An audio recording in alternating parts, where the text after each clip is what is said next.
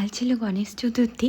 আর আমার সাধ্যমতো আমি যেটুকুনি মায়ের থেকে শিখেছি, বাকি কিছুটা আমি দেখে জেনেও আমি বাড়িতে গণেশ পুজো করেছি। তোমরা কারা কারা বাড়িতে গণেশ পুজো করেছো আমাকে কিন্তু অবশ্যই জানাবে। সেরকম বেশি কিছু আয়োজন করিনি, যেহেতু আমার হাতে সময়ও খুব কম ছিল। সেই জন্য নিজের মতো করে যেটুকুনি করতে হয় সেইভাবেই আমি গণেশ ঠাকুরকে পুজো দিয়েছি।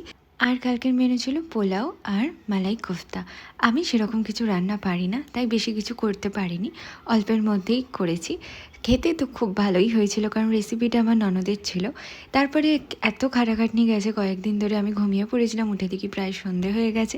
এদিকে বারান্দায় গিয়ে দেখলাম লোকজনও এসে গেছে, যারা এগুলো সেট করতে আসবে, পর্দা, তারপরে কনসোল টেবিল সব।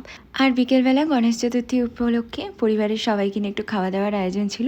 আর এই খাওয়া দাওয়ার আয়োজনটা করেছিল মমস কিচেন থেকে।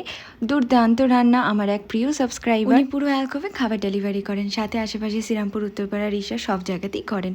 আমি ওনার কন্ট্যাক্ট নাম্বারটা দিয়ে দেবো, তোমাদের লাগলে অবশ্যই কন্ট্যাক্ট করে নিও।